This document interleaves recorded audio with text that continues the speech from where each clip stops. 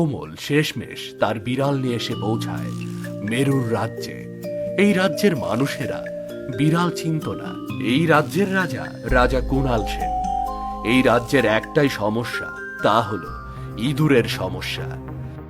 ইঁদুরের জন্য রাজা সহ রাজ্যের কেউই ইঁদুরের যন্ত্রণায় ঘুমাতে পারে না, যার ফলে রাজা অনেক চিন্তিত হয়ে পড়েছে। কিছুতেই ইঁদুর দমন করতে পারছে না। মন্ত্রী, আমার এত বড় সেনা দল, আজ পর্যন্ত কোনো রাজ্যের রাজা আমার রাজ্যে প্রবেশ করার সাহস পায়নি, আর আমি সামান্য ইঁদুরের জন্য ঘুমাতে পারছি না। আমার রাজ্যের প্রজারা ইঁদুরের জ্বালায় অতিষ্ঠ। আপনি কেন এর সমাধান বের করতে পারছেন না? মহারাজ, আমাদের রাজ্যের সেনাদের চাইতে ইঁদুররা বেশি বুদ্ধিমান, যার কারণে ইঁদুর দমন করা সম্ভব হচ্ছে না। তাছাড়া আমাদের রাজ্যের অধিক ফসল থাকায় দ্রুত ইঁদুরের সংখ্যা বেড়ে যাচ্ছে। চুপ করুন, আমি আপনার মুখ থেকে এমন কথা শুনতে চাই না। আপনি আমার শান্তির ঘুমের ব্যবস্থা করুন, তা না হলে আপনার চাকরি থাকবে না।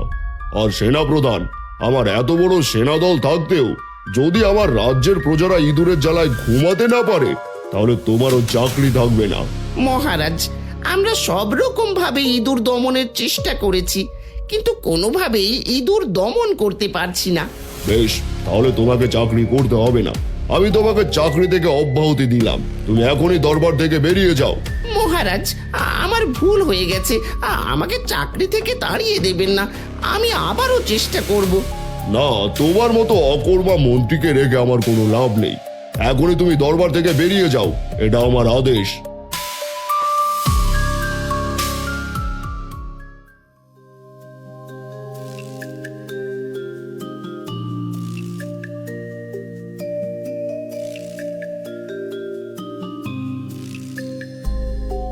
এই ছেলে, কে তুমি? আর এমন আজব প্রাণী নিয়ে কোথায় যাও? আমি এক গরিব কৃষকের ছেলে, অন্য রাজ্য থেকে এসেছি। এখন কাজের জন্য মহারাজের কাছে যাচ্ছি। কাজের জন্য মহারাজের কাছে যাবে? কিন্তু মহারাজ তো কাজ দেয়া বাদ দিয়ে সবাইকে চাকরি থেকে এক এক করে বের করে দিচ্ছে। কেন? মহারাজ কেন সবাইকে চাকরি থেকে বের করে দিচ্ছে? তুমি অন্য রাজ্য থেকে এসেছো তাই হয়তো জানো না। আমি এই রাজ্যের মন্ত্রী ছিলাম। আমাদের রাজ্যে ইঁদুরের উপদ্রব বেশি। এই ইঁদুরের জন্য মহারাজ ঠিকমতো ঘুমোতেও পারছেন না, তাই তিনি রাগান্বিত হয়ে সবাইকে চাকরি থেকে তাড়িয়ে দিচ্ছে। ও, এই কথা। ঠিক আছে, আপনি কি আমাকে একটু মহারাজের কাছে নিয়ে যাবেন? হ্যাঁ, নিয়ে যেতে পারবো, কিন্তু তুমি তো ইঁদুর তাড়াতে পারবে না, তোমার চাকরিও হবে না। দেখুন মন্ত্রী মশাই, আমি অন্য রাজ্য থেকে এসেছি বলে হয়তো আপনিও আমার সম্পর্কে জানেন না। আমি শুধু মহলের নয়, এই পুরো রাজ্যের ইঁদুর তাড়ানোর ব্যবস্থা করে দেব। সত্যি সত্যি তুমি পারবে? তুমি যদি সত্যি ইঁদুর তাড়াতে পারো, তাহলে আমি আবারও আমার চাকরি পাবো। হ্যাঁ হ্যাঁ, আপনি শুধু আমাকে মহারাজের কাছে নিয়ে চলুন। ঠিক আছে, চলো তাহলে।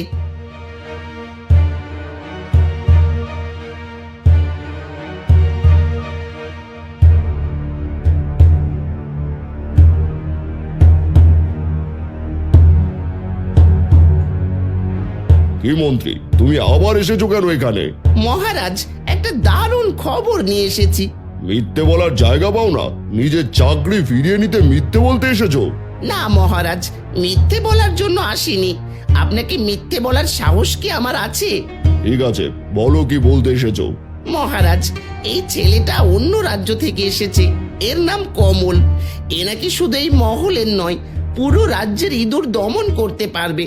এই তো এবার বুঝতে পেরেছি, তুমি নিজে পারোনি বলে একে ফাঁসিয়ে নিজের চাকরি বাঁচাতে এসেছো। যে কাজ আমার রাজ্যের কেউ করতে পারেনি, সেই কাজ এই ছেলে কি করে করবে? অপরাধ ক্ষমা করবেন মহারাজ। মন্ত্রী মশাই আমার কথাতে এখানে নিয়ে এসেছে। তাছাড়া আমি আপনার মূল্যবান ঘুম নষ্ট না করে সমস্ত ইঁদুর দমন করতে পারবো। কিন্তু তুমি এত ইঁদুর কি করে দমন করবে? মহারাজ, আমার হাতে যে প্রাণীটা দেখছেন এর নাম বিড়াল, আর এই বিড়ালই আপনার মহলের সমস্ত ইঁদুর দমন করে ফেলবে। বলো কি, যে কাজ মানুষ করতে পারছে না সেই কাজ এই সামান্য পশু করতে পারবে? হ্যাঁ মহারাজ, এই বিড়াল একাই আপনার পুরো মহলের ইঁদুর দমন করে ফেলবে মহারাজ। বেশ, তোমার এই বিড়াল যদি ঠিক মতো ইঁদুর দমন করতে পারে, তাহলে বড় পুরস্কার পাবে, আর যদি না পারে তাহলে তোমার মুন্ডু কেটে নেওয়া হবে। যথাজ্ঞা মহারাজ। আমার বিড়াল যদি ইঁদুর দমন করতে না পারে তাহলে আমি আপনার শাস্তি মাথা পেতে নেব মহারাজ। আর আপনি চাইলে এখনই আমার বিড়ালকে দিয়ে পরীক্ষা করে নিতে পারেন।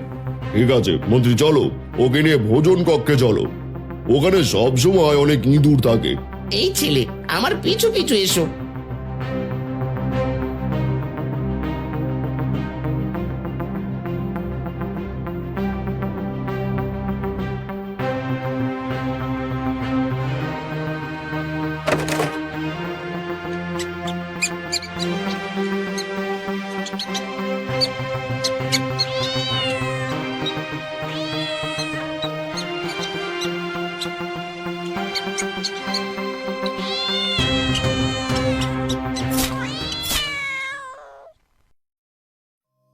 দেখলেন মহারাজ, এক নিমেষেই সব ইঁদুর কেমন পরিষ্কার হয়ে গেল।